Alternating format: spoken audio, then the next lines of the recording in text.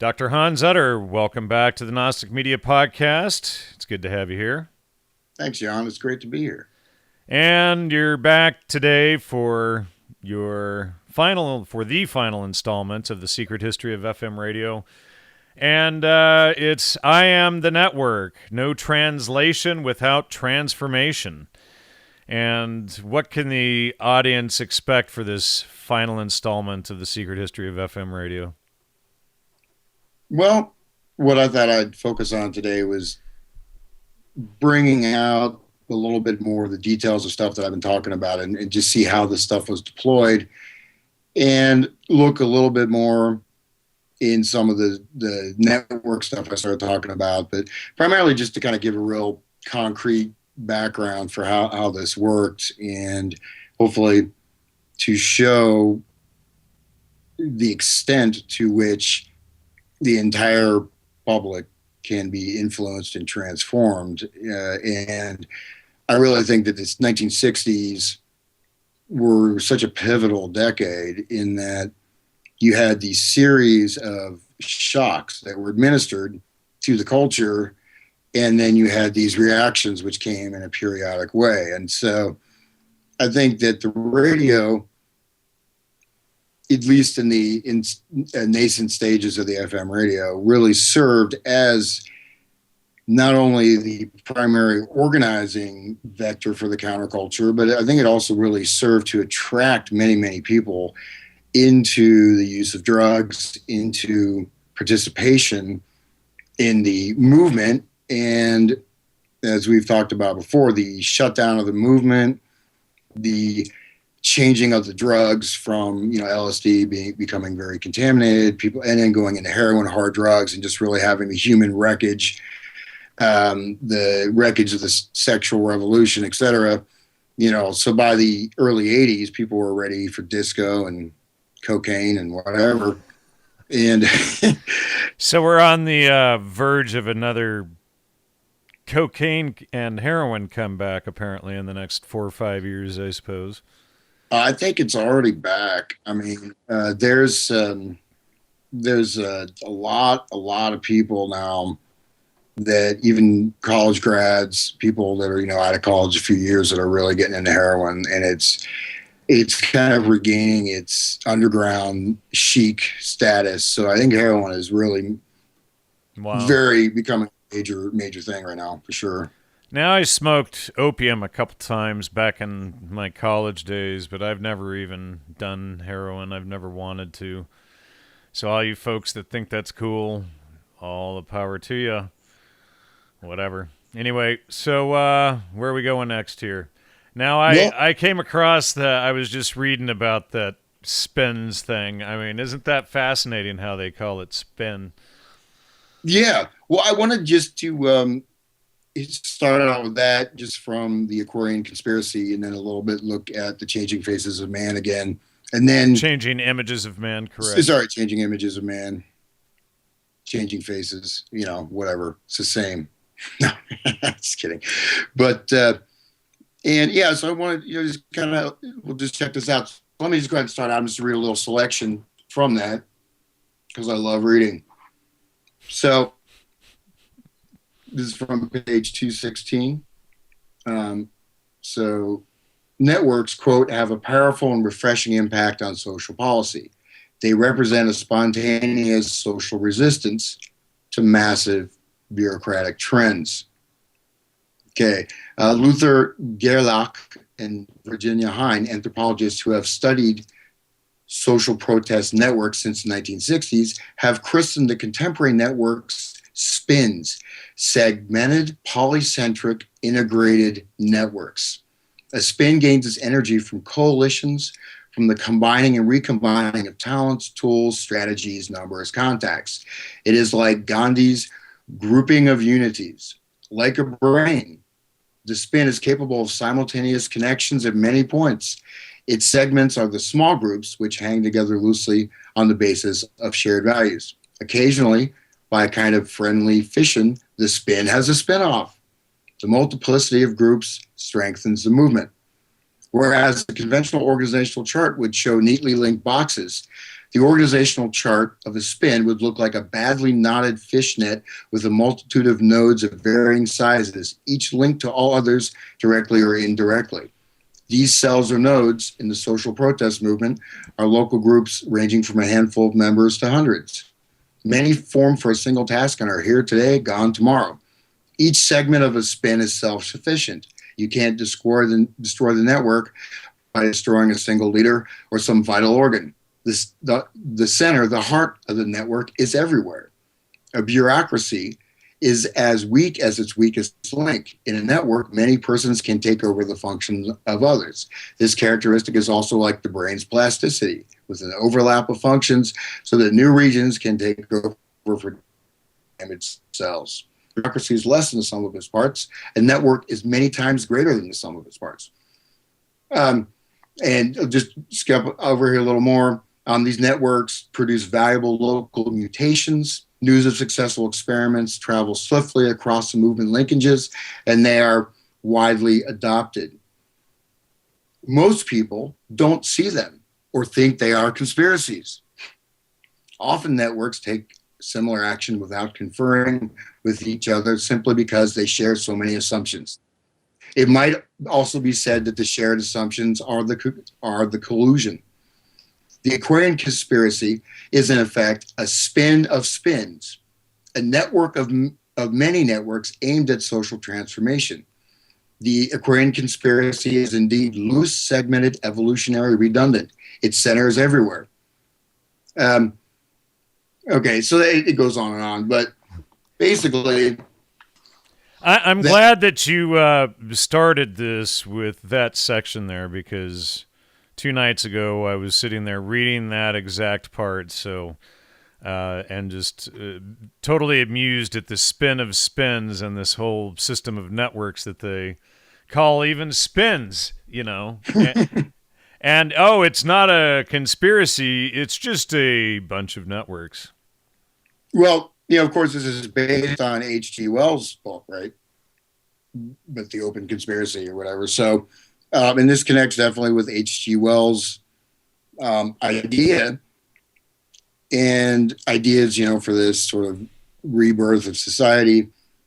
And, you know, I do want to stress that I'm sure the majority of people involved in these networks or spins have very good intentions, or sure, are there for the babes, for the beer, for the LSD. Well, willful idiots, willful dupes, etc. Yeah, we've all been one at one time or another for this or that. Yeah, but with the spin, this idea is how it's possible to bring in these agents of influence, right? So how you can have, you know, certain people, you know, like you're cutting out there. Repeat what you just said. Well, the spins show how it's possible for specific agents of influence to have kind of a effect, right? So this is how kind of have a what effect, dude? You gotta. I've been telling you for a year to call your internet company. What did you say again? You're gonna have to repeat that whole thing. The spins have the potential for being influenced by single or multiple agents of influence, basically people that can go in and change particular nodes in these networks, and this can have a ripple effect throughout, you know, the whole series of networks. And that this kind of explains or starts to explain how, you know, you have not only the spread of the sort of the radio and the music, but then also you have the spread of this hippie counterculture really kind of out of the blue, right? It was certainly there in inceptional form with the beatniks, but the beatniks were never really that prominent, right? They're more of a literary movement. They were pretty much centered in either, East Coast intellectual circles or West Coast type of Well, things. when you get in between with the Bohemians and the all of these Bohemian movements, that actually kind of appears to be a core thread that goes throughout all of this. The older Bohemians back in the 1800s in Europe, and then the new Bohemians, and they kind of become the beatniks, etc. That come out of that. Because out of Bohemia, we get the Bohemians first generation, then second generation. We also get the Bohemian Club, where all of these governmental agents, etc., are running from. But the Bohemians appear to be, I have it mapped in the brain databases. We have different levels: the Lost Generation, the hippie, Lost Generation, the Bohemians, the hippie movement, rock movement, and then transhumanism, as all based around this Bohemian theme. Well, one of the primary tenets in any kind of Bohemian arts movement, I mean, we have many, many different, communes springing up in America in the 19th century. Even things like the Mormons kind of started out of something like that, like Joseph Smith, who was taking peyote with the Indians or whatever. But there was a bunch of these different types of communes and movements, and these have kind of been there throughout our history. But these mass movements are a little bit distinct because, before you did have much more of these localized movements, but suddenly you see these things just sweeping through the entire fabric of the country, right? I mean, it's one thing to have a religion like Mormonism, but if you look at some of these communes, you don't have that many people. You may have a couple offshoots, but you don't have millions of people around the world suddenly getting involved in them. So I think that's a distinction, but there's certainly a definite connection with that. And this idea that, to remove yourself from society is also part of that. And also it was interesting. I was at this conference this week talking about with you earlier, hanging out with Zizek, Slavoj Zizek, who's like kind of number one most popular philosopher. But he draws a lot on Lacanian theory, and this is the idea that the symbolic order, right? The symbolic order, which means our system of signs and symbols and rules and all that, needs to be shattered. Does it? I mean, this idea of shattering the symbolic order. Well, that's how do you identify anything? So then essentially you come to a state of non-thinking. That's what they want us in, because that's the most easily controlled state. Mysticism is the tool of tyrants. So if you're not, language, the alphabet, all of that is symbols, right?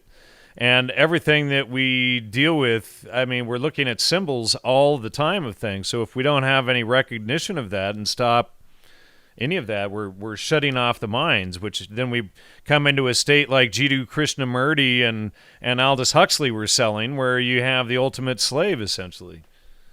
Yeah, and in fact, Aldous Huxley, what's interesting about him is he was following Vedanta, which is based off kind of ancient Hindu philosophy, and then suddenly, when he took LSD, which I think was in 1953. He wrote The Doors of Perception. He's like, hey, we don't need to do yoga. We don't need to do any gradual transformation work. We just need to take this drug, and we can have direct mystical experience. And then he started saying that it's actually harmful to engage in any type of sustained or disciplined practice, because you may never reach a spiritual state. You may never get this cosmic realization you can have instantly just from taking a dose of mescaline or LSD.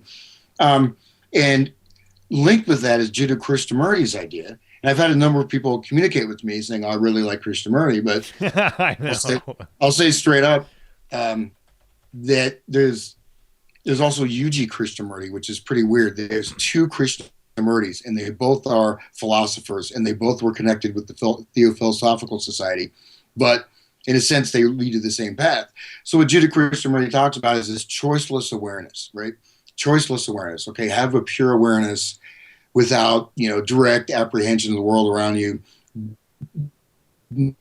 No religion, literature is a drug, music is a drug, any spiritual practice is a waste of time, this and this and that. And in his earlier books, he's writing this kind of very beautiful prose, describing the clouds rising over the ocean. And he's like, and my mind was clear, and I was, I became one with everything, whatever. But basically, in a kind of a microcosm of what Krishnamurti did to his followers, when he was brought out as the basically new Messiah, right? He was vetted from a very young age. And he had all these people had left everything and were following him, and they were moved into these communes. They gave all their money to the Theosophical Society. And he came out one day and gave a speech. He's like, "I'm dissolving the order.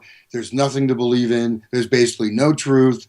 Your family structures are just binding you. You can't, there's no path. The path is whatever," and just dissolved the order and completely shattered everybody who had believed for, so, and that's kind of, in a microcosm what happened in the 60s. I have a really good quote here from Jiddu Krishnamurti where he says, "Knowledge seems so utterly nonsense to me." So having any knowledge of anything, of course, now people need to understand, now he wasn't just selling some Hindu philosophy. He was of the Hindu Brahma caste, the highest caste in India, selling a philosophy for the lower caste, which is what the Brahmins have done for thousands and thousands of years to keep the lower caste system under control. So if you're not asking questions, knowledge is who, what, where, and when. So that's your foundation of everything you know in the universe. And he says, knowledge seems so utterly nonsense to me. Well, how do you know that? How would you even know that knowledge is nonsense without knowledge? Well, it creates a paradoxical situation, but Krishnamurti was hanging out with Joseph Campbell and Aldous Huxley and David Bohm, and he heavily influenced Brian Geisen. He's influenced by Annie Besant and all of your, the perennial tradition, which was also created by Aldous Huxley, etc. So this is one big circle jerk of these social engineers working with the CIA and MK Ultra. Yeah. Well, I just correct you a little bit that Jiddu Krishnamurti, his philosophy actually was not Hindu at all. He, when he dissolved the order, right, he gave up his mantle as the world savior. He didn't even talk. He criticized all religions. So it really wasn't Hindu at all. It was just this system of sort of leading you into this, what it leads you into is just a cyclical type of thinking. Choiceless awareness. Any knowledge is bad. Any belief is bad. Anything I do, music is bad. I'll be honest, like I used to be It is a state of do-nothingness, essentially. And no action, no thinking, just a blob, which is what MK Ultra was creating. Well, yeah, but at the same time, you have this effort to get this choiceless awareness, direct awareness, and you create this, you basically separate yourself and create this sort of mental split right within the mind. And his evil twin, who's very interesting, is this guy named Yuji Krishnamurti. And Yuji Krishnamurti was a lecturer for the Theosophical Society. Then he had this Kundalini awakening, and I guess he was like a homeless guy for a while, and then he became enlightened. But what he says, his books are like, thought is your enemy, mind is a myth. You have to destroy every thought, every belief. Your mind is your worst enemy. Any thought is like a poison. He said just the body itself. But why didn't he destroy that belief that thoughts were bad? Well, he's using thought to convey that. That's the thing. Right. So, but why didn't he kill that? I mean, these people don't even understand their paradox in their own statements and their beliefs, because to have that belief, shouldn't you go in then by your own belief and then destroy that belief? Yeah, well, this might have just gone over some people's heads, but I mean, it's like if it's your belief that all thought and thinking is bad, and you have to destroy all thought and belief and all that, shouldn't you destroy all that thought and belief as well? Yeah, well, supposedly after you destroy all that, then your body itself awakens, and then you float into space, and you become Jesus or. No, or he Krishna said, Marty. no, he said, enlightenment is boring. You don't want what I have. You don't want it. You don't need it. You're too You caught. don't want what I have. So then he's like taking authority that he's so much grander than everybody else. So then it's reverse psychology to get them to want to come and do what he was doing, apparently, by doing nothing and destroying all thought. Yeah, well, then there's this other thing they talk about, how he had all these different marks on his body and had these, Kundalini, which is awakening of the chakras and all this stuff. So there's, yeah, and in fact, So he had some serpents in his body. There was supposedly some kind of like serpent looking things coming out different, when he had, but the whole thing is that, I know people who got into, because you go through this stuff and you start, and this is also an example of people go through the whole guru thing, right? A lot of his followers were coming from like Rajneesh or these other gurus. And just so people know, this is all very much connected with what we're going to hit later. But basically, so all these people had been sort of traumatized, right, by believing in some guru, and then either guru slept with their wife or whatever, or something like that. There's all kinds of scandals with a lot of these gurus, and then they found this guy, the anti-guru, the non-guru, who's telling you the gurus are all false. I'm not a guru. Don't follow me. Don't listen to me. But thought is your enemy. Mind is a myth. Da da da.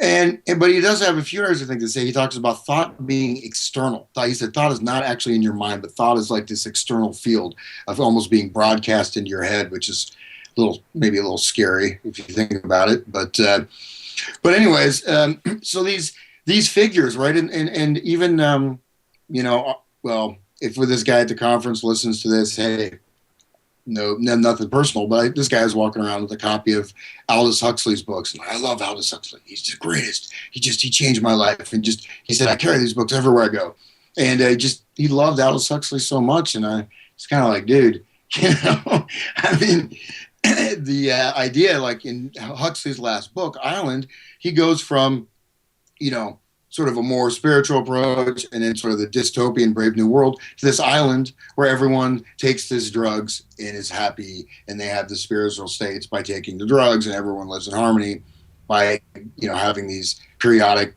being dosed all the time on psychedelics. So it's actually a utopia, not a dystopia. And so that's what he evolved to in his last book. And of course he died, he was injected with a large dose of LSD. So he died tripping. I mean, well, that's the official story that Sidney Cohen had told Laura Huxley to inject him with LSD, but apparently there was a whole bunch of other drugs there too. And Laura Huxley probably should have been arrested for murder, but when you get in and you look at the facts of that story and the letter that comes in from Julian Huxley and all right at that time, it's a pretty scandalous affair, and it's timed right with JFK's assassination. Of course, JFK was Huxley's nemesis and all of this stuff. So, you got to take that whole story with a grain of salt. I mean, if it's true, Laura Huxley should have been arrested, for murder.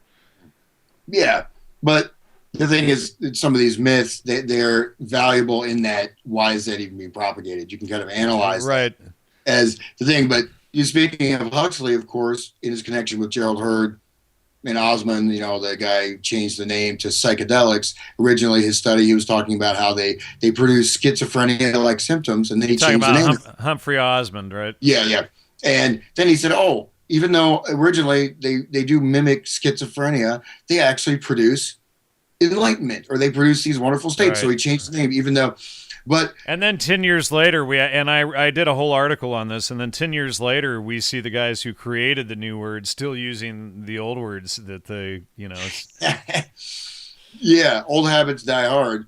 But, Gerald Hurd was friends with Claire Booth Luce, Henry Luce, right? So we see the main, one of the main players in the vast social engineering project, who I'm going to bring up here just a bit later, just to show how this stuff works. In a situation that's not quite as complex as a whole FM radio. But let me just... you know what? Before you move on, before we go any further, Hans, just hold that thought. But I wanted to read a paragraph or two here from my article, Spies in Academic Clothing, because it covers what we were just discussing, Laura Huxley. And it says, Cohen, regarding Sidney Cohen, was also consulted when Laura Huxley injected Aldous with a lethal dose of LSD and other drugs. the same day of John F. Kennedy's assassination, a topic that deserves a full investigation on its own. However, I'll say briefly that a careful analysis of Laura's specious claims regarding the matter in her letter to Julian and Juliet Huxley of December 8th, 1963, which everyone should read here, suggests that Aldous was actually murdered by her, and or the entire story is a fabrication to further market LSD for MKUltra, right up to the end.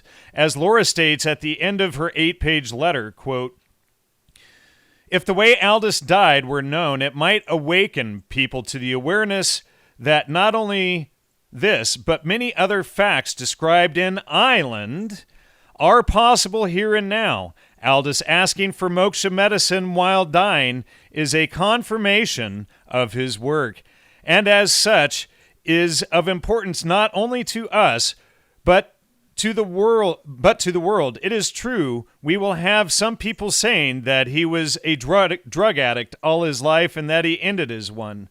But it is history that Aldous, that Huxley's stop ignorance before ignorance can stop Huxley's, Laura Huxley." And then I go on, however, if you read the letter, it's clear that Aldous never asked for moksha medicine, and it's all based on Laura's interpretation of events and body language. This entire charade became the foundation for using psychedelics to aid in death. Yeah, no, that's very wild, and I'm just gonna hit a couple points here, man, and that's gonna completely dial into that because. Well, we talked a little bit about, again, these spins, but we have this theory of social turbulence, right? Based on Kurt Lewin. I got it, man. Kurt Lewin, William Sargent. No. He's like, his ghost is hanging over me. Well, just we made a joke about electroshock last time, so I was just giving you something. Yeah. Speaking of electroshock, one of my friends, they've been giving him electroshock. I said, he's like, he's getting ECT now. I'm like, excuse me for swearing on the show, but like, what the fuck, dude? You're getting ECT? He's like, yeah, I can't play guitar anymore now, but I'm much more calm. I'm like, this is in 2016, ECT is having a comeback, electroconvulsive therapy. It's like, that's another one of those, therapies where the cure is worse than the disease. Right. But anyways, so social turbulence theory, developed at Tavistock. We got Fred Emery and Trist, and they had a book called A Choice of Futures, which really looks at how these spins, and this is certainly embedded to a certain extent in the Aquarian conspiracy and to much greater in the changing images. But basically there's basically a way of, just as you give someone ECD, you give the whole society a series of universal cathartic shocks. So you have certain events that ripple to the entire society. JFK, 9/11, Michael Jackson dying, maybe not Michael Jackson, but these are cathartic shocks, and it is what creates what he described as a form of managed psychosis. Okay. And around this time too, I'm going to play a little bit of a lecture on the poetry of madness, where they're talking about insanity. Schizophrenia is actually healthy, right? This insanity is actually... Especially for the controllers, because if you're in a state of insanity, you can be manipulated in the direction that they want. Exactly.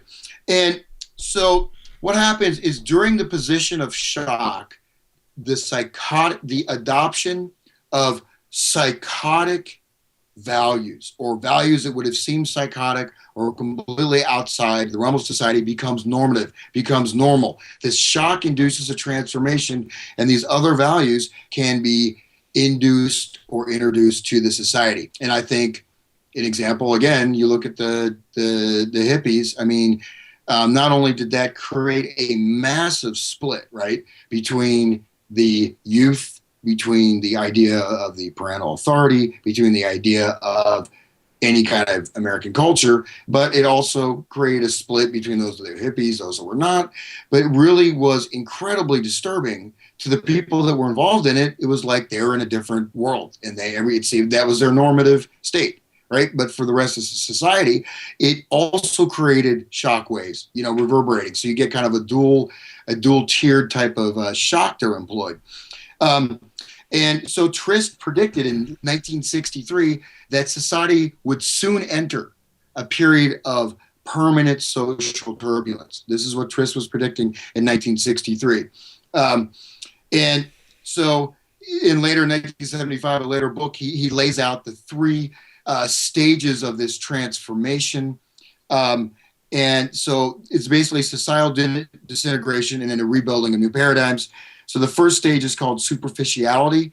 And this is basically when people start to break away from the values of the past. He called the sacred societal values, Judeo-Christian civilization or Christian civilization, superficiality, collapse of moral judgment. Okay. And it's also a total rejection of the past, a total rejection of the foundation of society.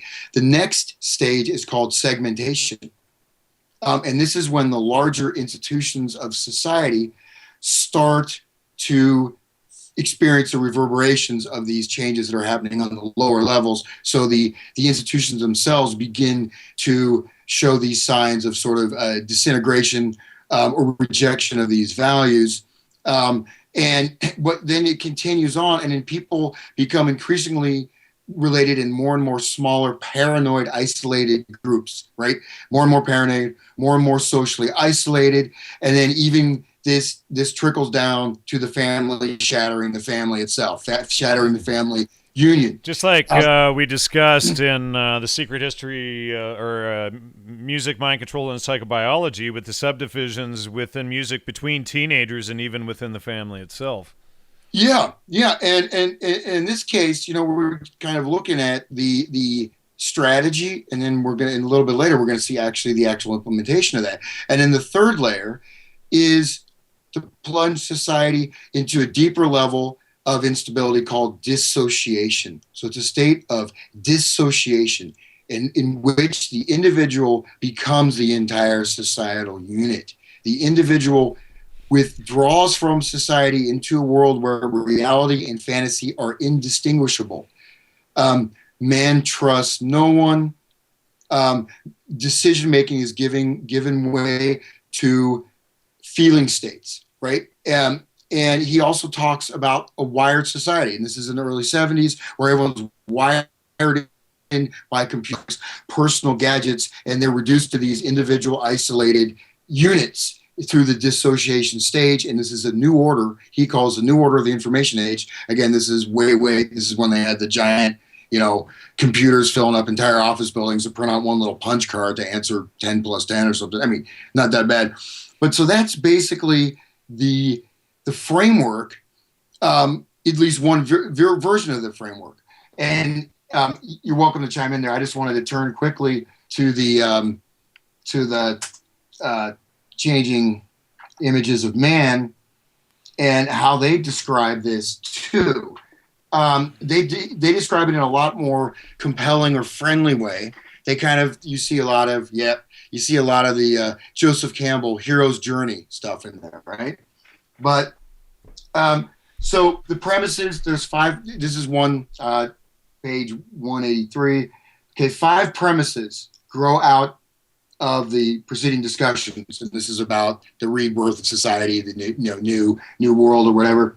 Okay, 1, an interrelating set of fundamental dilemmas growing ever apparently more pressing, seeming to demand for their ultimate resolution a drastically changed image of man on earth. We seem able to tolerate neither the ecological consequences of continued material growth nor the economic effects of sudden stoppage. We fear the implication of greatly increased control of technological development, yet sense that such control is imperative. We recognize the fatal instability of economic nationalism and a growing gap between rich and poor nations, yet seem unable to turn the trend around. And it just keeps going on. his need for creative work and discrepancy, legitimacy of business government, which must be dismantled. So we face a cultural crisis of meaning.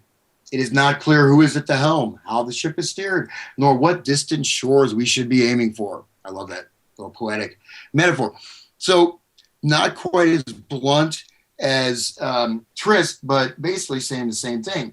Okay, but so basically, what we have to do is find a new way out of this. We are trapped every side. We can't go here. We can't go there. We can't think. We can't not think. We can't love. We can't not love. We're just caught in these double binds everywhere, proliferating with no way out. And the solution is, okay, number two, there are increasingly evident signs of the imminent emergence of a new image of man. It is a new image in the sense of being very much a challenger to the dominant scientific worldview, materialized economic man, but is not new, going back to the power of myth, magic, and ritual found in the past. Which is funny because this is all out of SRI and all of their scientific research. So then they're using science to undo science and technology, apparently. I mean, again, these contradictions and double binds and everything and all that they do. Well, check this out. It goes on. Okay, chapter 6 describes some characteristic images of man, which is at once compatible with the re-emergent perennial philosophy and is well adapted for dealing with humankind's contemporary dilemmas. Of special interest to the Western world is that Freemasonry tradition played a significant role in the birth of the United States, as attested to by the Great Seal, right? So talking about perennial philosophy, Freemasonry, transcendental image, everyone on the lodge, so alluding to Freemasonry. Number three, there's a serious mismatch between modern industrial state cultures and institutions and the emerging new images of man. Okay, this mismatch, produces, et cetera, all the problems. Four, there is and will continue to be deep psychological resistance to both the new image and its implications. No aspect of a person's total belief and value system is so unyielding to change as his basic sense of identity, his self-image. It is a well-known phenomenon in psychotherapy that the client will resist and evade the very knowledge he needs most to resolve his problems. Similar problem probably exists in society, and there's suggestive evidence, both in anthropology and in history, that a society tends to hide from itself knowledge which is deeply threatening to the status quo, etc. Okay, so we have resistance and structures, and then finally, number 5, degree to which the needed characteristics described in chapter 5 are realized may well determine the degree to which the highly undesirable future outcomes, economic collapse, a garrison police state, can be avoided. Okay, so these premises are based on, again, some of it sounds pretty cool. Hey, let's connect mythological self. Let's get rid of the technology. Let's go back. Let's go back and make our plowshares out of hammer iron, and just live like this. Society for creative. Live like serfs and, on a field for the Lord, for whomever we produce for. And regarding his thing about, all of these different movements and whatnot, and to break away from that control. This is from Stephen Hager, the former chief editor of High Times magazine. He says, but that's the way spooks play their games.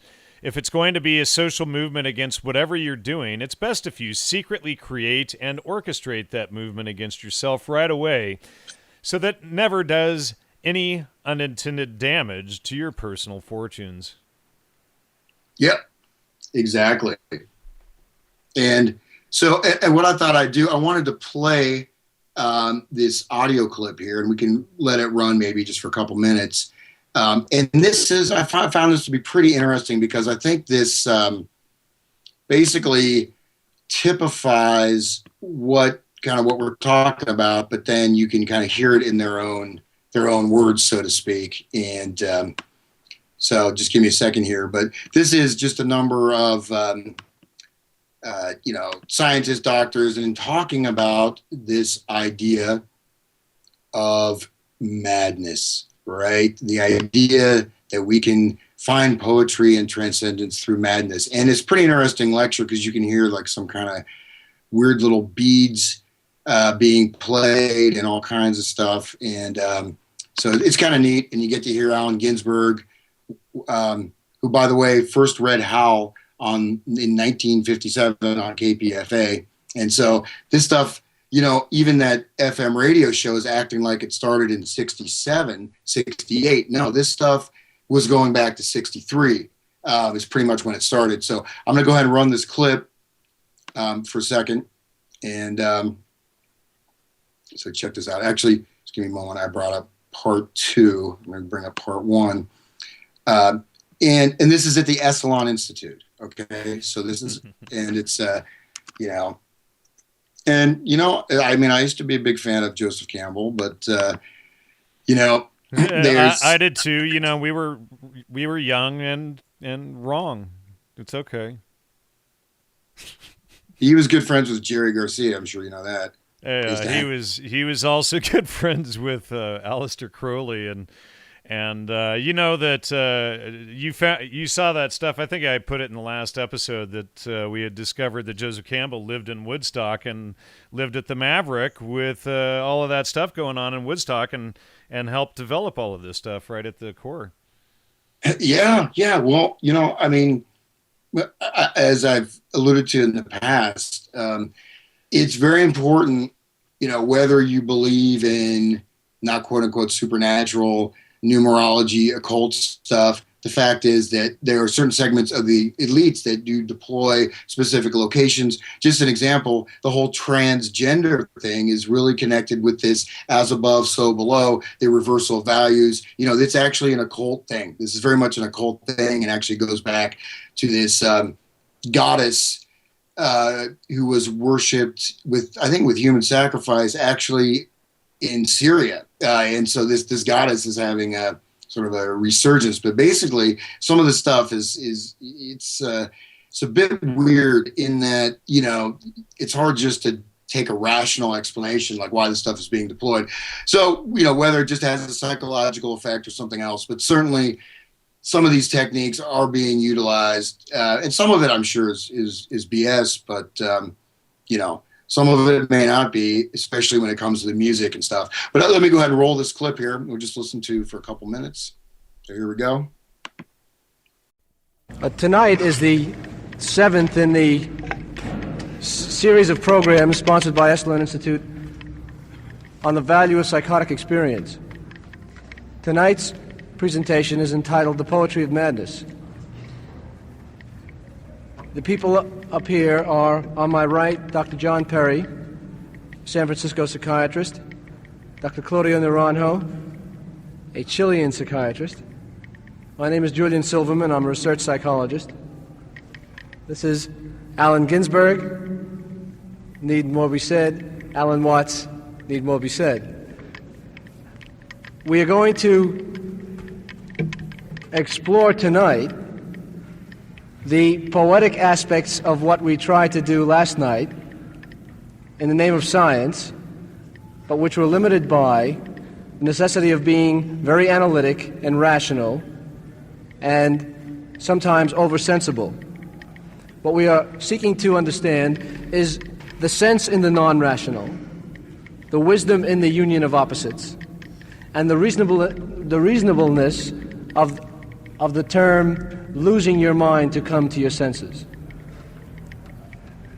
John, would you please? I think it wouldn't be right to start the evening's discussion without reference to the man who first went into this question some thousands of years ago, Plato, who was the first of our great psychologists. He had a good deal to say about madness and the absolute necessity of madness in creative thinking and in the enlarging of awareness.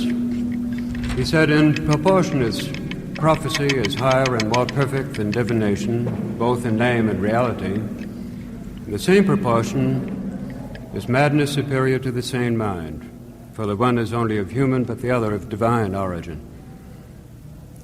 Again, where woes have bred in a race owing to some ancient wrath, their madness, lifting up her voice and flying to prayers and rites, has come to the rescue of those in need.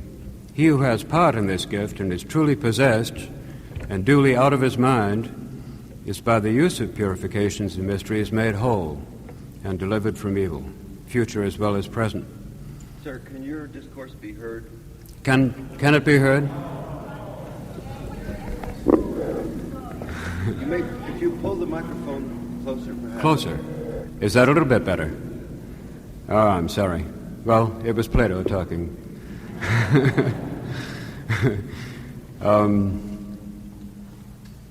And there is a third kind of madness, which is a possession of the muses. This enters into a delicate and virgin soul, and their inspiring frenzy awakens lyric. But he who, not being inspired and having no touch of madness in his soul, comes to the door and thinks that he will get into the temple by the help of art, he, I say, and his poetry are not admitted. The sane man is nowhere at all when he enters into rivalry with the madman. Okay. Well, there's a lot there. It's over like 2 hours. But guess where that was recorded, Jan? Esalen. It was Esalen Institute offering at the Longshoremen's Memorial Hall where they're having all the acid tests. Okay. So this was at, where they had this big gathering.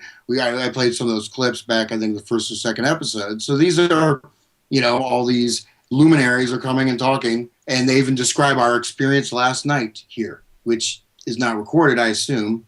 They were probably tripping. But that's actually where, of course, was one of the major centers for these big, acid tests, right? The acid test started out there. So this is where this was presented. It kind of goes on, but I mean, the basic gist is that madness itself is holy, meaning sacred. It's transformative. It is the way to liberation. It is beautiful. It is a source of arts, et cetera, et cetera. And of course, even though they're sort of alluding to the fact that these are schizophrenogens, right? So I thought that was kind of an interesting parallel where they're giving these lecture series. And there's a lot of stuff in there. We can spend a lot of time talking about that, but you see the normalization, right, of this state, of the LSD state, coming from different angles, coming from the spiritual side. You're going to be liberated, and then now with maybe slightly more intellectual veneer, you're going to go insane, and this is going to set you free. Insanity is freedom, right? And at the same time, telling everyone that insanity is the religious experience, and therefore remarketing the schizophrenogens and psychotomimetics as psychedelics and entheogens. Exactly, and so you kind of get both sides covered. You get the ecstasy side, and you get the negative side. Right. I mean, like for example, the Beatles were first given LSD by their dentist, and they tripped and they went to some club and they had an absolutely horrible time. They had a bad trip. Their dentist dosed them. Supposedly, I don't know who the dentist was, and the first time they didn't like it, and then of course they just kept going into it more and more and more. It was the DDS of LSD. Yeah, maybe it's Dr. Robert. But the interesting thing is that you have, even these bands that are getting introduced to LSD at the same time, you have it moving more into the culture. You have, of course, Ken Kesey, One Who Flew Over the Cuckoo's Nest. What's a better description of this guy who is in a mental hospital, and actually the insane people are sane. The people that are locked in a mental institution are sane, and the society is insane. So that was kind of the premise of that. And then he's driving around the Merry Prankster bus, right? Right. Distributing LSD all over the country at the same time. All these radio stations are coming up. So, that's kind of, that would probably conclude the first part there. But I don't know if you want to throw anything in on that of interest. Well, Joe and I have been covering the whole Ken Kesey, Merry Pranksters, One Flew Over the Cuckoo Nest aspect as well, and that's a really good point about.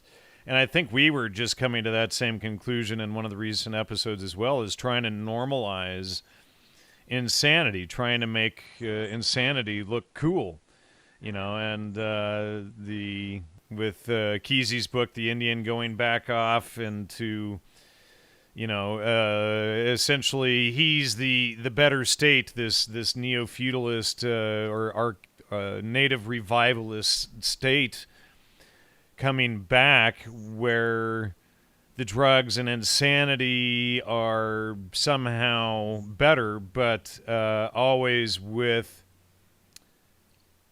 someone else's outside control or influence, while the victim in that state always believes that they're the freest and, not under any control, that by being on drugs and being high, they've escaped any control.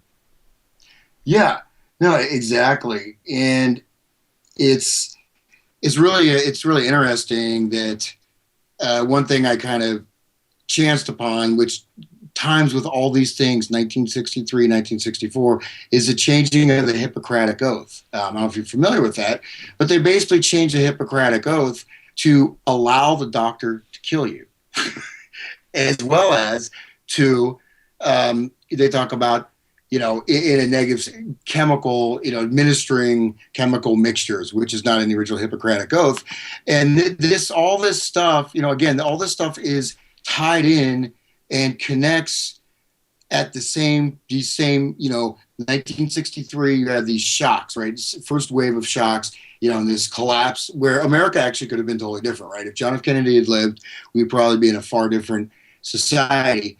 But that assassination, and even that as just being the image being played over and over again, and all this stuff was, a massive collective shock that, is even, I think, probably more than 9/11. And you have, of course, other things going on. But so if you look at, again, back at these three stages, right, of, where basically the psychotic values become normalized, as moving towards this dissociated state. But in terms of the actual networks that are happening, that's a bit of the protocol, so to speak, or thinking behind it. And oh, by the way, the guy that changed the Hippocratic Oath, he was Louis Lasonga, who was, he held this stuff about, patient rights. He actually was working in World War II doing mescaline experiments on German prisoners of war. So he was doing mescaline experiments connected possibly to MK Ultra, and he's the guy that's the face of the compassionate doctor ethics and medical testing, and he came out of that stuff. But his background was doing mescaline testing. And the official story is that the Germans were doing the mescaline testing on the Jews, and the more I look into that whole history, the less I find to substantiate all of the Nazi connections for the defense of MK Ultra. Yeah, well, but what's interesting is that the change of the Hippocratic Oath basically allows for a level of human experimentation on a broad scale, which was about to erupt throughout the United States. So I just thought that's kind of an interesting connection. I think there's probably more there if I look into it more, but maybe bring up the Hippocratic Oath and just see how they changed it and what they took out, basically where originally Hippocratic Oath, the doctor tries to heal you using, holistic health, dietary means, all this other stuff, right? They changed it.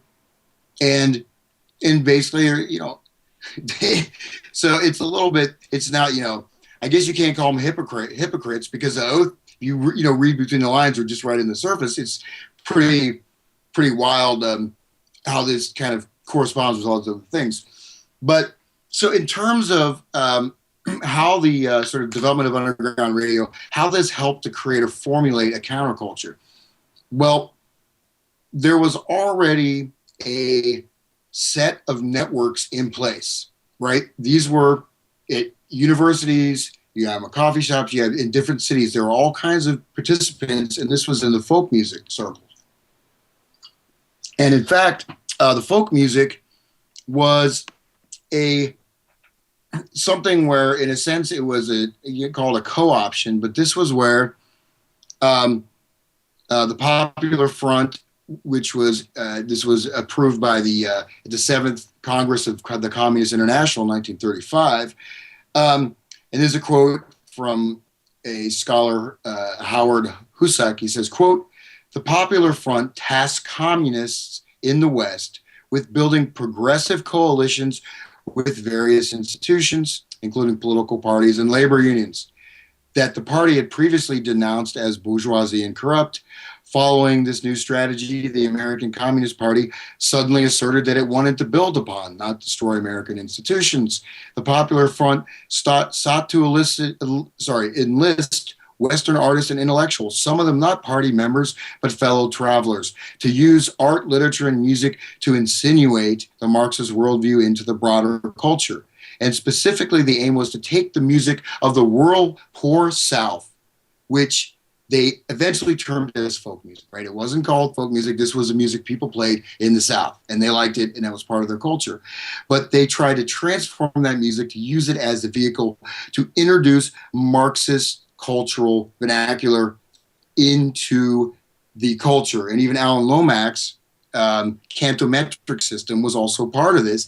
And this was, it was a little bit hard to find, but I found some books on this, that specify how all the debates they had, how to create the proletarian music, how to take the forms of the Western songs, but make them link so they capture the interest, but they're changing, say, for example, the largely Christian music of the South, changing into that music about, say, like Joe, the guy was Joe Hill, the legendary worker who was like martyred, etc. So the whole folk music movement with Bob Dylan was a part of was directly connected with communist cells.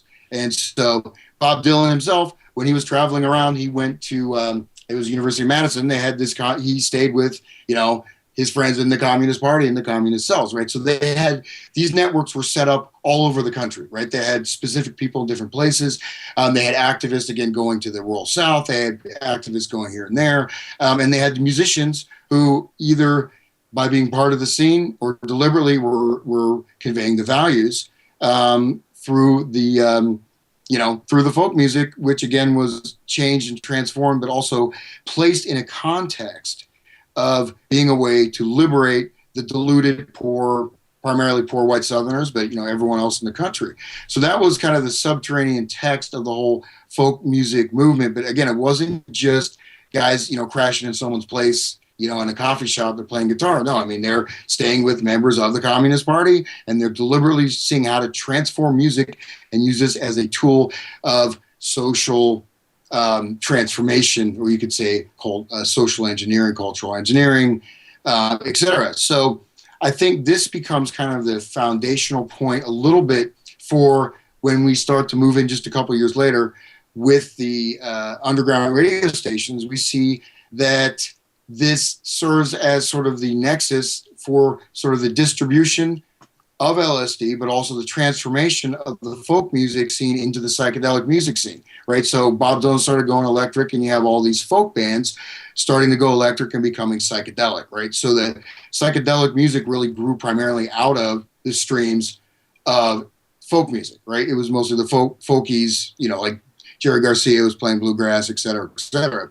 And I can go into that in more detail, but basically the folk music scene was the starting off point, again, which especially San Francisco, et cetera, grew into the psychedelic music, and and these directly again linked with Communist Party and their official documents right there, even though of course they got shut down a bit by the House Committee for Un-American Activities, but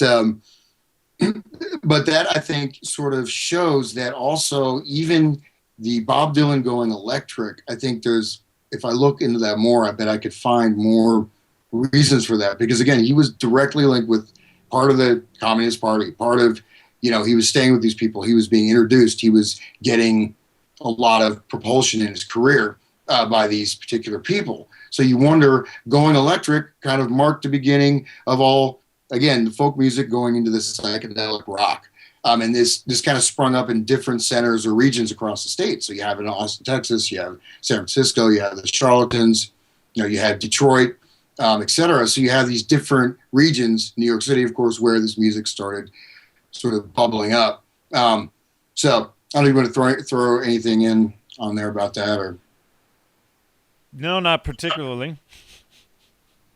I'm not falling asleep there, right? I'm just kidding. No, not at all. Okay, but and I have a map I'm working on. I got all these maps of the different radio stations and where they showed up, and these big maps, from the library. Of course, I had to take pictures of them. So I may provide some kind of a image or a slide from that. So, anyways, from here, right, we now move into the birth, so to speak, of the FM radio. Again, which we've talked about quite a bit, but I want to just go in a little bit more detail regarding sort of how this worked, right? And as I did more research, I did find out that this actually was much, even though, again, it's sort of, we're supposed to think that freeform radio just popped up in 1967 with Tom Donahue. The fact was that you already have Crab, K-R-A-B, the Crab Nebula. And it was also known by, I think one of the guys called it, what did he call it? The DJ there. It's kind of a funny Kilo Mother Pot X-ray. That's a different radio station. Kilo Mother Pot X-ray. But basically, the Crab station was like really one of the first underground radio stations. This guy had, his name was Milam, and he had some money. He had enough money. He had a couple $100,000 floating around. And the Crab started to do fundraising. I just want to read about one of their fundraisers, November 9th, 1963. This is 4 years before supposedly freeform radio started. So Crab will conduct its first gigantic marathon in order to raise $100,000 for the station.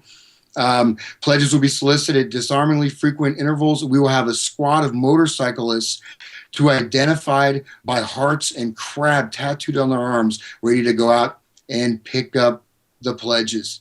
So they kept asking for money. They're getting funds, but basically the Crab, I talked about this guy last time, and he had this manual, right, how to start underground radio stations, right? So this was sort of underground manual. This got shared and disseminated throughout the country. At the same time, we have other underground stations coming up in 1966. Of course, Pacifica is always there. And Pacifica also very much connected again with Allen Ginsberg, with some of these other players, especially in the Alan Watts, the Grateful Dead, all on and on. Yeah. In fact, the first totally openly gay homosexual show was broadcast on Georgetown University's FM radio station in the early 60s. And they talked about venereal disease, where to meet guys. I mean, it was just a straight up, pretty over the top, especially then. So that was happening. Supposedly, they said that the authorities at Georgetown didn't know. They didn't ever listen to the radio station, so they had no idea that this extremely shocking show, again, talking about. Anyways, so, but where we see it become very interesting, I think, is that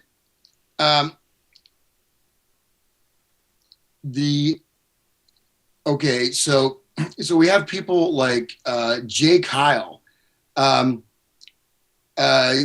he had Q clearance, which is actually the Pentagon's highest access credential, and he was the judge assigned for the FCC case for this first underground radio station. So it's kind of weird they bring in such a big gun. But anyways, when we go back to the other station, KPFK, which is the other Pacifica station in New York City, and this is really KPFK is in Los Angeles. WBAI is in New York. WBAI, yeah. Sorry, yeah. And so basically that station, you have the, Bob Fass, who I've talked about a little bit, but Bob Fass was somebody that not only was he running this radio, unnameable Good Morning Cabal, talking a lot about, and one thing to state that goes through these books, these people were pushing drug use nonstop. on these stations. They were constantly talking about drugs. Yeah, and even it says sometimes they would even act there like they were high if they weren't, but there was a constant drumming until 1971 it finally was banned. It was so pervasive and pernicious that they had to ban, the FCC finally banned the drug, pushing the drugs on the air. Go ahead. I have a number of shows from the She Who Remembers archives. In fact, I finally just had the trash man this morning drive off with a couple of boxes left over that I just would never get to convert to MP3 this morning. But anyway, in there are several psychedelic radio episodes that they did on KPFK where it was just them in a room full of people pretending or being on LSD on the air. Yeah. You know, and I remember Jeannie was telling me that she wasn't high, but I remember her telling me decades ago about these recordings, and I wonder if these were all staged looking back, you know, just to promote the whole drug theme and just say whatever absurd, stupid stuff comes up on the KPFK Los Angeles airwaves. Yeah. Yeah, and it's interesting that, you know, the reason that the whole I just want to make sure I have the right station here. Yeah, I'm sorry, I wrote down the wrong call numbers, but WBII, this guy, supposedly this philanthropist, Louis Schweitzer, Russian-born industrialist, he bought the station, the WBII station, for $34,000, and he bought it because he said he wanted to hear more classical music, and then he gave that to Pacifica. He just gave it away. And so it was, I guess, nice of him, but he just gave them that station. Otherwise they probably couldn't have afforded it. But from that station, we have Bob Fass coming out. And Bob Fass was a major figure in the counterculture of the left, a major figure in giving early artists like Bob Dylan access to bohemian circles, to politically active people, left-wing experimental people, etc. People like Abby Hoffman, Jerry Rubin, Ed Sanders, Paul Krasner, radical hippies, and Bob Fass with them formed the Yippies. So he was actually the founder of the Yippies, one of the founders of the Yippies, and this is the freeform radio sort of legend. And so we see this FM station under Bob Fass's hand being utilized. They used it as their central communication system. They directly said, we use this radio station as our central communication system when we're doing activism to, you know, to do all kinds of weird media pranks. I, you know, mentioned some of them, like, you know, where he had the fly-in, he got thousands of people to go show up at the airport. He had the clean-in where he got thousands of hippies to go out and start scrubbing the streets of New York. And actually then the city decided to start cleaning up the streets too. But he was able to mobilize thousands and thousands of people via the radio station. So it's not just playing music, it's mobilizing these networks of activists, right? And as I mentioned with this idea of these networks, you can have one agent, right? You may have these spins, you may have a couple group of friends here, and here, but with that agent, that centralizing agent can bring all these people together. Absolutely. And then, and then, if you look at it in the form of one of Buckminster Fuller's domes, it's you know, and each node kind of has 3 connecting points. Then you can see how they can utilize and spread this stuff across. But I think Buckminster Fuller is key to understanding how they created and implemented these networks. Yeah. Well, you know, and this, they noted these unnameable family, right? And so this whole idea of like media pranksters, and they did stuff, and Rubin and Hoffman, all these guys, they would mobilize all the hippies to go out and do these, you know, freak out people, show up at Grand Central Station with a bunch of hippies, hey, you know, like Allen Ginsberg. If you ever seen this, it's pretty hilarious, where he was on William F. Buckley's show, and Allen Ginsberg shows up. Have you ever seen that? I just watched it last week, I think. That's hilarious. Man. He's like playing his cheesy harmonium, and just just such an annoying. The thing is, he's a pedophile, man. I mean, you just got to keep that in mind. And also, Jack Kerouac described how he was dosed, right? He was dosed by him, and he said his mind was never right again after that. He said, something happened to me that night. He was given some mescaline by Allen Ginsberg. He said, I never recovered. My mind has been messed up since that one trip. So you wonder about that too. But anyways, so the Yippies, they're one of the most iconic events of the 1960s with the Chicago riots, and Radio Unnameable and Bob Fast was a major, in fact, they would claim to be the major implementers of that entire series of riots, what was going on. They were coordinating people on the air. Here's a quote, quote, the whole Chicago Democratic Convention was organized on BAI. You just sat there and listened to it. We all should have gone to Chicago and been tried as conspirators instead of just the Chicago 7, because we're all in on it. Everybody made phone calls. Everybody made suggestions. The whole thing was planned on Bob's show. So we have Altamont, the Sweep-ins, Woodstock. So all these things are covered. These riots, they're talking about people dying. There's actually provoking the riot. People listen to the radio, during the riot, it's actually the main thing. So the Chicago 8, actually Bobby Seale, who was a Black Panther, which I'll talk about them in a second. Bobby Seale was actually tried, and many have said that the whole Chicago 7 trial was just a farce. And if you look at some of these financial documents, which alluded to, is that they actually were getting funding, right? They're getting funding in, a couple $100,000. I have the exact amount here, from various foundations funneled to the CIA. So these radical hippies, these are the iconoclastic ultimate hippies, right? Steal this book, Abby Hoffman, complete, living the full lifestyle, the drugs, the rebellion, everything. Well, this all falls under the New Left, and the New Left goes directly up into Marxism, Theodore Adorno, the Tavistock Institute, etc., composes of people like Students for Democratic Society, Noam Chomsky, Artie Lang, and then of course Jerry Rubin, the Diggers, Cesar Chavez, all of the Yippies under Walter Boart, who wrote Operation Mind Control, who is of course Peggy Mellon Hitchcock's husband of the Millbrook Mansion and all of that. So this is right at it's just another level of the same group of communist CIA agents, essentially. Yeah, well, and actually, you look at Wavy Gravy, also got his first exposure with Bob Fast, and Wavy Gravy, that guy's got all kinds of. You want to say a little something about him, because he's definitely an interesting. Well, he's of course he was one of the merry pranksters tied to the Grateful Dead, the Church of the Subgenius, which of course is Discordianism under Bob Dobbs, who I also talk about in the Spies in Academic Clothing article. So he's one of these Discordian types.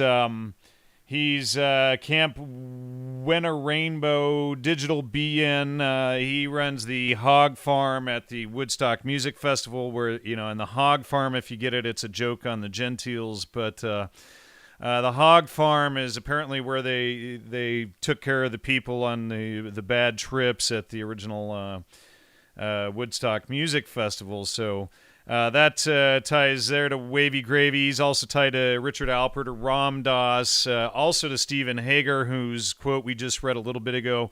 Hager, of course, was the chief editor of High Times. Ram Dass worked with Leary and the rest of the MK Ultra crew out of the Harvard Social Relations Department. He's also tied to Lenny Bruce. We've got him connected to Bob Fast there, who you just spoke about.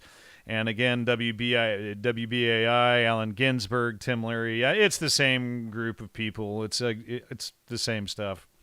Yeah. Well, anyway, so this we have these guys. Again, the Chicago 7. Of course, Bobby Seale ended up getting down the drain, and they actually had two trials. The first trial was secret, where they passed this anti-riot act, and then the second trial was the big, the movie about where they're all being so radical and revolutionary.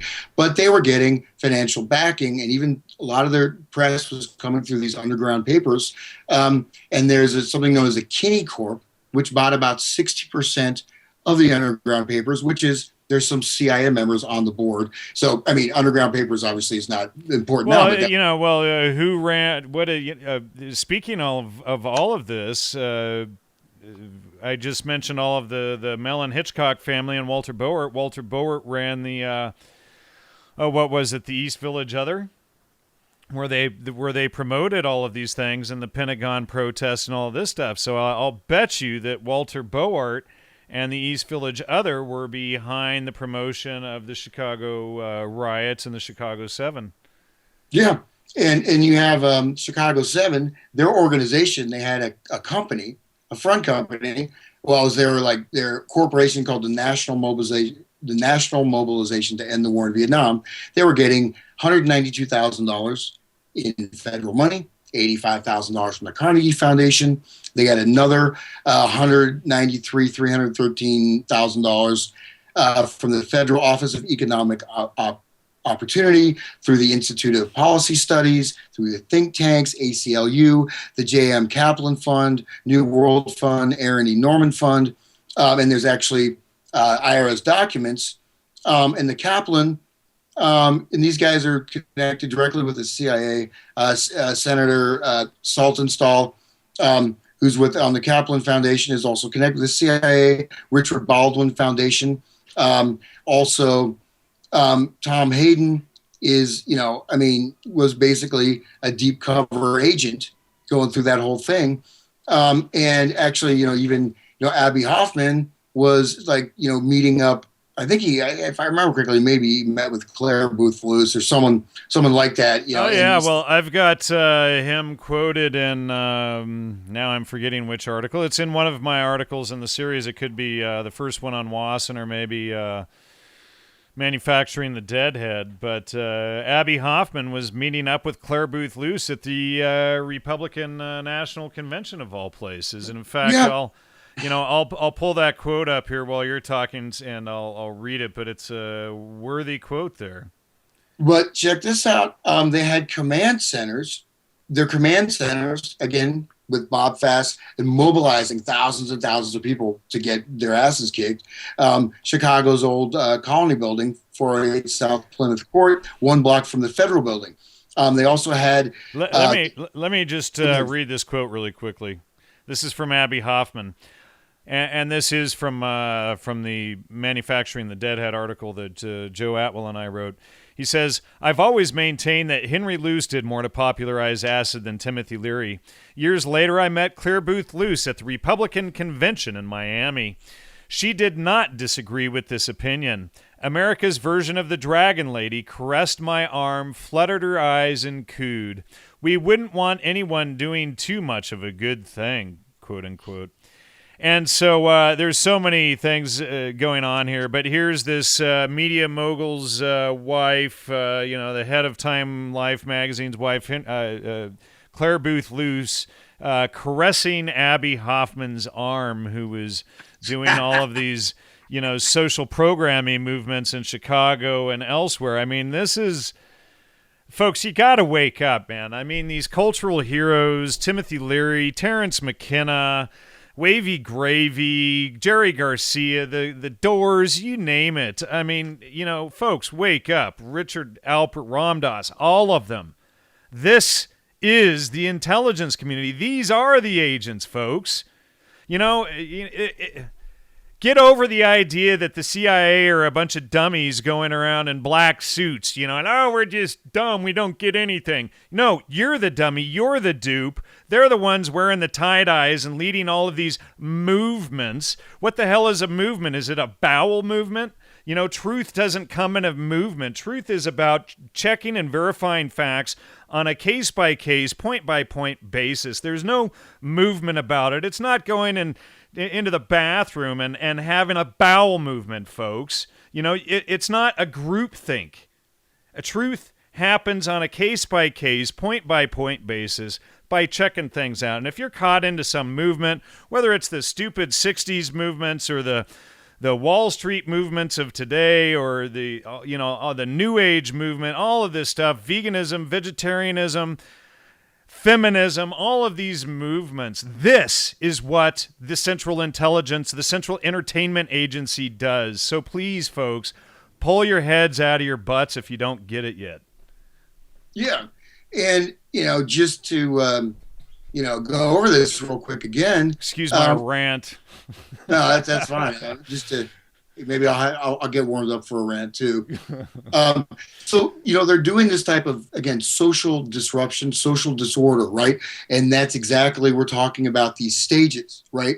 Of the social implementing widespread social disorder. Because again, if you're not a hippie, there were a lot of hippies, or a majority of people weren't hippies. This was very disturbing, but they were staying in the office. One of their headquarters, command and control centers for the Chicago riots, was in a director of labor, but this particular guy was running counterinsurgency operations in African countries. So his deputy labor director office was basically, was running, was a front for counterinsurgency stuff. So why, if you're running counterinsurgency operations in Africa, why not run one right here in Chicago? So really what you see is these icons. The major news media now begins to collude with the radio to create the image of these radical icons. They're getting stoned in front of the judge and dancing around, and this is they just rolled this stuff out a couple of years ago. They did everything on the Chicago 7 thing. And then we find also that, there's some planned jurors. Some of the jurors were working with the CIA. We see, again, all this money. We see they're staying in these different foundation places. And basically, they were, and certainly some of these judges, the judge was basically, got called out for, taking some kind of a bribe. So he basically was shut down. And so this whole thing, and this is just one example, not only being directed, but everyone is getting, there's an idea of, there is locational identity, and then there is associational identity, right? So people have this identity to this association. Like, okay, I'm a Catholic. I'm a downhill skier. Maybe that's not a very good association, but these, so people create these, Sonny Bono. Sonny Bono. Yeah. So, but anyways, if you're wondering, Bob Fast and these are guys promoting the psychedelic culture. These are the guys running the underground newspapers. These are the guys that are the most iconic, even more so than the musicians, in that they're actually on the streets, and they're helping to organize all this stuff. So we're looking at the Longshoremen's Ball. We suddenly see this network, and, I might, at one point go into more detail, but the yippies being invented on the radio by Fast, Well, wait a second, but let's go back, because who is the first yippie? You don't know. All right, well, let's bring this back full circle, because it's been about 2 or 3 minutes. Walter Boart, Operation Mind Control, was the first yippie. Walter Boart, the East Village Other. Walter Boart, Peggy Mellon Hitchcock's brother. Walter Boart, brother-in-law to Billy Mellon Hitchcock of the Millbrook Mansion, was the first yippie. And interesting that the account that I'm reading in some of these scholarly books, they just fail to mention that. Oh, of course. Well, and throughout the whole book, Operation Mind Control, Walter Boart even fails to mention that Peggy Mellon Hitchcock, his sister or his wife, her brother, owned the Millbrook Mansion, and that she funded the Grateful Dead and all of this stuff. They were behind all of this stuff. Certainly, East Village Other was creative in graphic design and all that stuff, and that's Walter's artistic part. Okay, so then he meets Peggy Hitchcock, and he told me later that he became the first yuppie. And they got married about 69, I think, 68, 69, 70, and they end up in Tucson, Arizona, and that's when he went new agey. He created the Omen Press. Oh, I should say that he gave up the East Village Other because he didn't like the way the hassles, the interpersonal hassles that was happening at the paper and around it. He just didn't want to keep being harassed, because basically Walter was a guy looking for slack, artistic, aesthetic slack, and he wasn't going to take something so seriously that he could lock down in it and become a fanatic about it. If it was causing headaches, not fun anymore, he'd leave. So he finds himself in Arizona, he starts his press, and he meets Sufi Sam. He talked about Sufi Sam to me a lot, and he was impressed with the guy and promoted him and wrote his book. But in 68, 69, it would have to be before Nixon was elected in the fall of 68. He always had this story. At any close friends, he would tell the story. He was hanging out with the Mellons, going to their family reunions, and it's huge. I was once in Peggy's house and saw a picture of one of these reunions. It's like 1,000 people, like many families, many relatives all come together. There's probably about 150, 200 people, but it looks pretty impressive. And so he was at one of these reunions, being introduced to the Mellon relatives in 68, and somebody like the family accountant or one of the accountants or the family lawyer said to him, here's what he said: we're going to put Nixon in office, we're going to create a depression and make it a privilege to have a job. Now, I don't know if they knew who Walter was, don't know why they told him, but he heard that said to him. And that just think of that, you're right there among the so-called elite of America, and you hear that statement. You're already prone to be suspicious of people or of the elites. I mean, you can't say Walter was a communist or an anarchist. He did. The first issue of the East Village Other featured Alfred Jarry's pataphysics design, so he was a pataphysician, which led into a Yippie sensibility, and he was at the founding of the Yippies. So, you're saying it was a Walter Boert. So this is the, even though Bob Fast, they're saying it was a founder. So we got so he actually came up with the idea for the Yippies. So that guy was the progenitor of the Yippies. Wow. As far as I know, it was Walter Boert who came up with the Yippies. Maybe Bob Fast promoted them. I do have Bob Fast and Walter Boert as showing up as friends, or I think I do here. Let me just check that. Well, Bob Fast is listed as being one of the founders of the Yippies. So he was like one of the original members and founders. Yeah, so I'm adding that right now because I have the Yippies as being founded by Walter Boert and the Diggers. Well, and then that influences Abby Hoffman, Paul Krasner, and Are You Serious?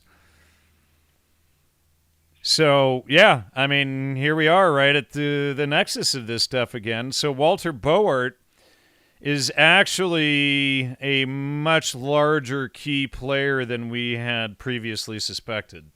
Well, it lists here as the original members of the Yippies are Abby Hoffman, Jerry Rubin, Ed Sanders, and Robert Fass. And they say that actually these guys were attracted to the Yippies by the radio show, and because of it, so that's what it says there.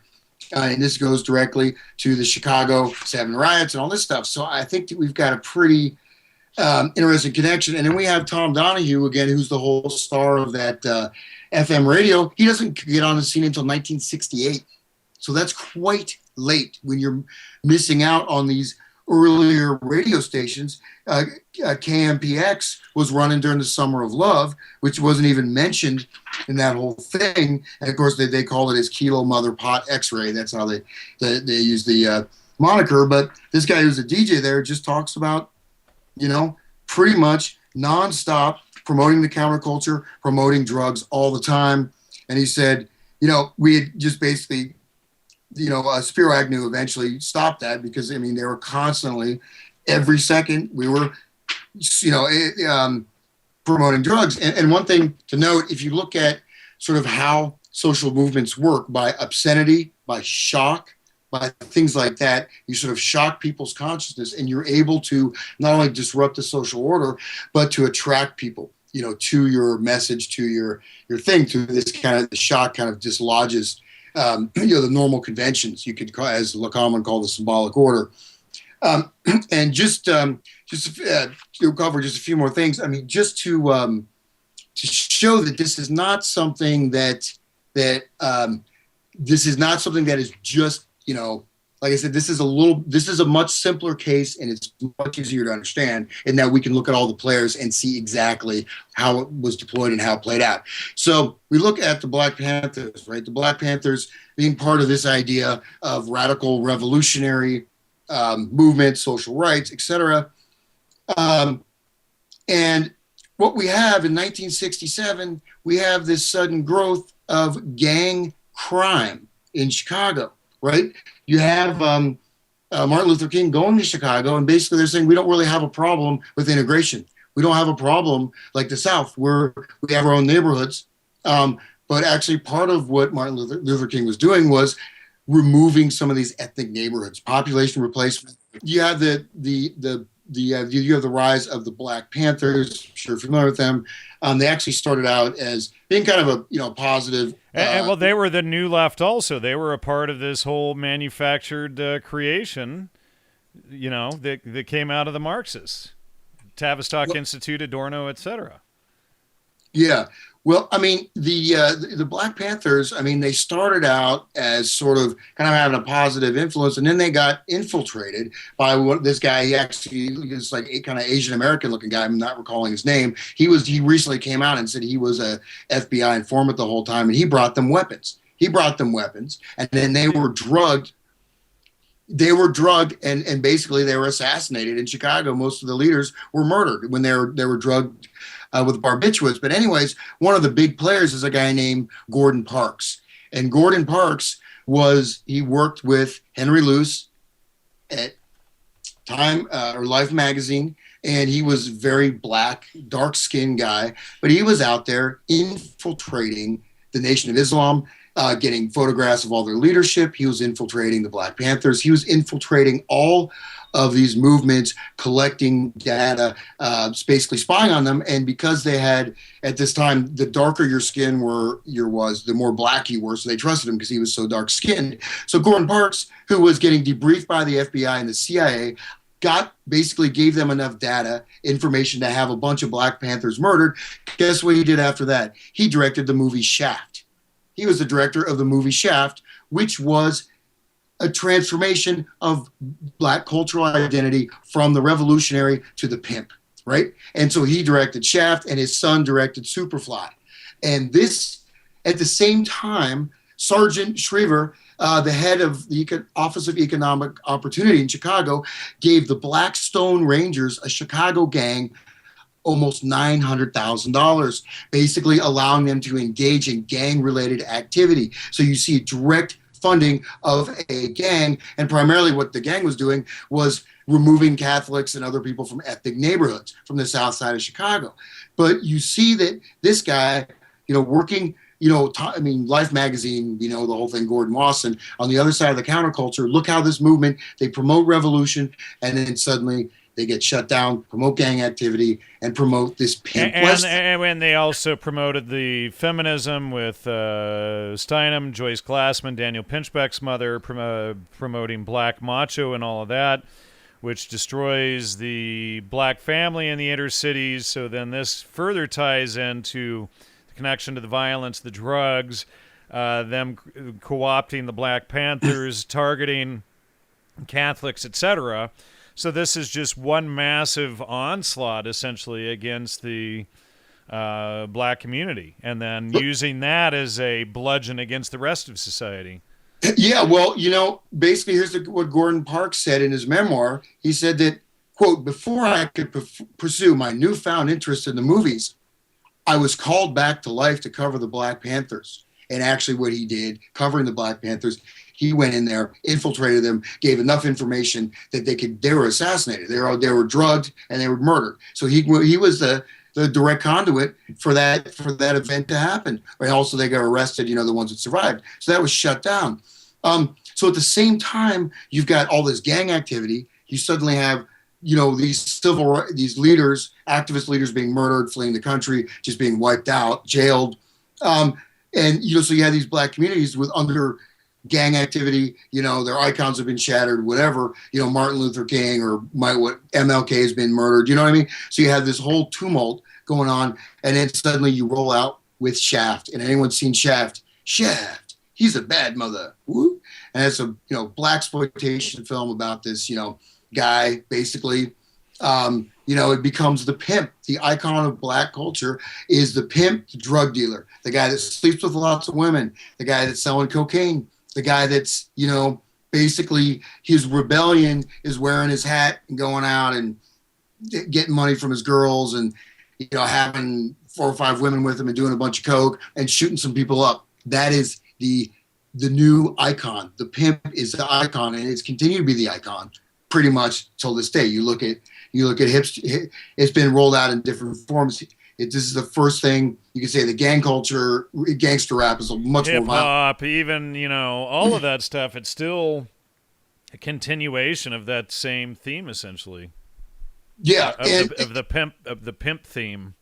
Yeah, and I won't go. I mean, Shaft. I find these movies to be kind of funny, so I think they're entertaining. But Superfly. Actually, I know one of the guys in his band personally. He was actually in one of my classes, and he's in the Superfly scene with Curtis Mayfield. But anyways, the plot of Superfly is this guy is a drug dealer, pimp, and he's trying to do a big deal so he can retire. He wants to do one last big, thing. And there's a bunch of evil white cops, and they have shootouts. But basically, he's just gonna make it and go, hang out on an island or something. Anyway, so he's a hero. And some of these movies just keep going. But Parks, the photographer Parks, Gordon Parks, his liaison was none other than C.D. Jackson. You ever heard of him? Well, C.D. Jackson hasn't come up for I don't know. When was the last show we recorded? Joe and I were talking about C.D. Jackson the other day. So C.D. Jackson, he becomes the president or CEO of Time Life magazine. He's actually the guy he's the same guy, ladies and gentlemen, who manufactured the official Holocaust story. And Council on Foreign Relations worked with Wasson, was under Dwight Eisenhower, under Allen Dulles, was also MI6, OSS, Supreme Headquarters Allied Expeditionary Force. This guy was all over the place, tied with Arthur Kohlster, whom we've exposed a number of times, Ewan Cameron, John Foster Dulles. He's part of the Bilderberg Group, Fortune magazine. He's connected to the JFK assassination. He's the guy, ladies and gentlemen, who bought the Zapruder film and hid it in, well, of course, in Zapruder, that's a whole other story because Zapruder worked for them too. But he buys the Zapruder film and then has it locked in the Time Life vault. So that's that C.D. Jackson, folks. And so he's part of the Morgenthau plan. He's involved in psychological warfare. Again, Time Life magazine. He's the guy, ladies and gentlemen, in the famous Buchenwald video where they're holding up the pelvis bone and the lampshade and saying that the Nazis created, we're doing all of these as human experiments. That's C.D. Jackson, ladies and gentlemen, holding this stuff up. That's that guy. We freeze the footage and look in the background. This hat isn't any old hat. It's a general's helmet. It has 1 star, meaning that he's a 1-star general, in the same way that in different footage we see General Patton has 3 stars and General Bradley has 4 stars. This general is likely the chief of Allied psych warfare, a 1-star general named Robert A. McClure, a photo of whom we find in the book Psych War. And here's McClure with his direct supervisor, Eisenhower. Compare the facial line at the side of the mouth. And guess who the guy is who held up the human pelvis ashtray?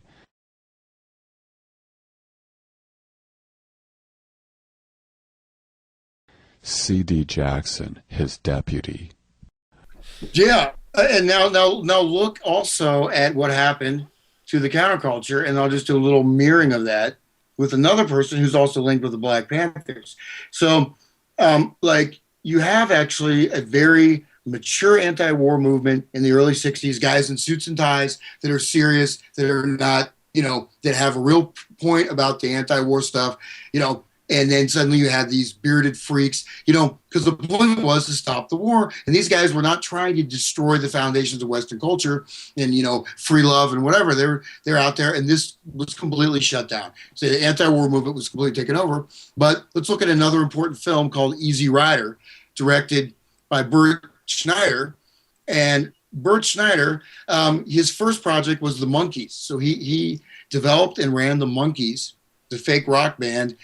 And then his first feature film was called Head, a psychedelic film featuring the Monkees. And then he did Easy Rider, which is the countercultural icon of the 1960s, the whole ideal of freedom, of whatever. And in fact, in that film, they are actually all the drugs in the film, they took all the drugs. They were on LSD, they were on cocaine, whatever. Every single drug consumed on that film was actually consumed on camera. That's Dennis Hopper. I'm sure people familiar with Easy Rider. So Easy Rider is another film which kind of parallels Shaft, right? You look at Shaft, you look at Easy Rider. But the difference is that Easy Rider creates, you could say, the mythology of the hippie. It creates the mythology of the freedom. It shows this basically narrative, their journey across the country, again, to sell drugs. They drive across country on motorcycles, and they have to deal with all the straight people, right?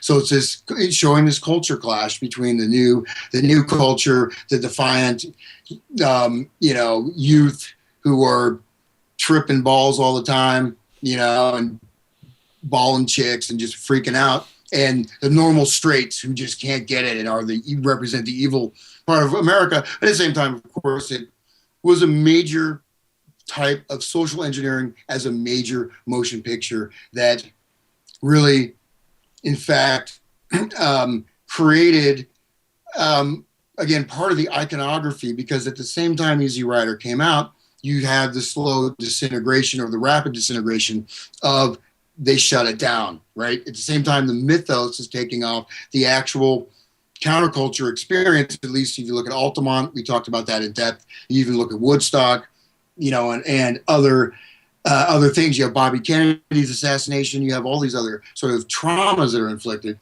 and that opens us up right to the 70s, which is the next stage. You may call that the stage of dissociation, or the beginning of that dissociation. But basically, what you end up having is a fragmented culture that people are trying to put back together again, and I don't think they've managed really to do that. And basically, we can get into, more details, but then, when you look at just these two case studies and, you look at the maps, whatever, you see how this stuff came out of these regions. And again, probably 85-90% of the people involved were just, along for the ride, having a good time. But this, it kind of explains how the music erupted so fast. We talked about the law changed also. But the fact is that the activism, the drug promotion, all the other ideals were being pushed through the radio, through the underground newspapers, through these activists, through this film and other films. And this mythos, it was almost like they created a myth of this as like the great time of American history was the 60s. Like, we were really free. We had this revolution. We knew we were going to change. Revolution was in the air, right? And you look at these guys. Manufactured freedom, and these guys are hanging out with government agents at Chicago 7. We should have called this episode Manufactured Freedom or something. Maybe we'll have to use that for another title for something else. Yeah, well, we can change the title, but I Am the Network, meaning what I'm talking about, I just discussed the title. I Am the Network talks about the final stage of the dissociated individual who embodies the network is kind of embodied in their mind. Well, sure. I mean, it embodies itself as this presumed freedom, essentially manufactured freedom. Yeah, and it becomes sort of as you move further. And I have a whole bunch of other things. I just a couple minutes here. I'm just to bring up a couple articles I came across in my research about these newer developments. I'll just be real brief here. I got some weird stuff on like Russian electronics, and these are a bunch of Soviet patents and scientific articles. But there are basically, I'll just give an example of what this has evolved into. Here's an article, a scientific paper, crowd control through needs and personality modeling of NPCs using AHP. Research into crowd control enables human-like entities to mimic the behaviors of autonomy and basic human nature are underway to provide diversity in game elements. Crowd control in games includes behavior modeling and control techniques for single or group units of human-like entities such as NPC. So they're using artificial intelligence simulate. Basically, we have from this particular mapping and deployment of human networks, we've now moved to a much more scientific level of understanding, at least as example of mobile adaptive target tracking scheme based on prediction and wireless sensor networks. So this is actually using wireless networks to track people, to track people's movements, to model them within these simulated or virtual environments. This is remote monitoring of electric vehicle based on M2M and mobile platforms. So this is a way to use remotely monitor the movement and even control electric vehicles. Again, using some of this information learned through the sort of social upheaval in the 60s. This is another article, virtual gaming environments and we within. I'll read a bit of this quote. Since their advent, computer games have been getting more and more sophisticated, especially in terms of graphic granularity due to fast advancing computer-related technologies, and are expected to develop into the level of perfectly simulating the real world in the not-so-distant future. This paper addresses the issues of virtual world environment, both at the current level and at the level of the one presented in the movie Matrix, in relation to the future of the gaming environment and the future of our reality. In doing so, the current status of computer games as virtual worlds and some views of what they evolve into are given. So we'll then discuss what shape virtual worlds ultimately will take. And we also contemplate what kind of impact these virtual worlds will have on our real life. So this is talking about social virtual worlds. We're talking about living in this final state of dissociation where you're wired into a culture. We just talked about in the 70s. You're wired into this culture, and the network is actually just your own relationship to this virtual world, or in a sense, you're also, being modeled and tracked throughout this thing, everything you do. So anyways, a lot of these things, again, wouldn't have been possible through the social transformations of the 1960s. And certainly, hopefully in the series, I think we demonstrated that FM radio was a lot more important than we thought. And it turns out to be actually one of sort of the key points just tying in a whole bunch of these other entities.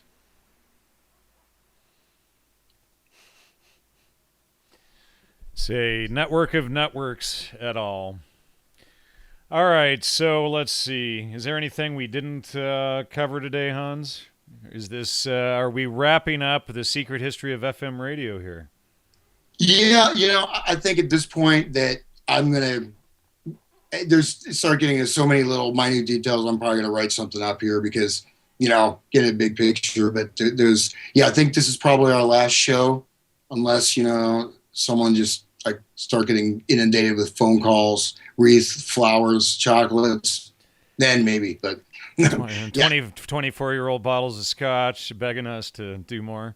Yeah, because what have we done, like 21, 22 episodes, something like that together now? Yeah, we've done quite a bit. So I think this is probably the most extensive and explosive series ever done on these topics anywhere. And so huge thanks for being a part of this. Huge thanks for the Music, Mind Control, Psychobiology series, for helping me with the Princeton Radio Project and the War of the Worlds. Secret History of FM Radio. Tons of stuff there, ladies and gentlemen. This is a, 2-year college, university course just on these topics for you to understand and edify yourself. So let's see. Anything you'd like to add here, Hans? Yeah, well, it's great to be here. I do have sort of a blog. It's not super detailed, but it's called mindcontrolmusic.wordpress.com. So I'll maybe put some stuff up there. It's my own. My website is primarily like sitar booking and that kind of thing. But I really appreciate the audience for checking this out. And it's kind of funny. I've run into people all over, just random people that know me from the show. I always say I look different in person. I'm like, I must look better. But yeah. Well, you hope so.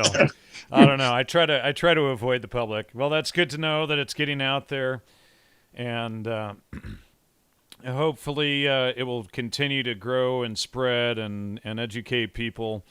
And maybe one day you and I will figure out another series or a bunch of shows or whatever to do. So anyway, that's a wrap, Hans. Thank you so much for taking part, and we'll talk to you soon. Thank you, Jan. You have a wonderful day. God bless you. God bless America. Take care, everyone.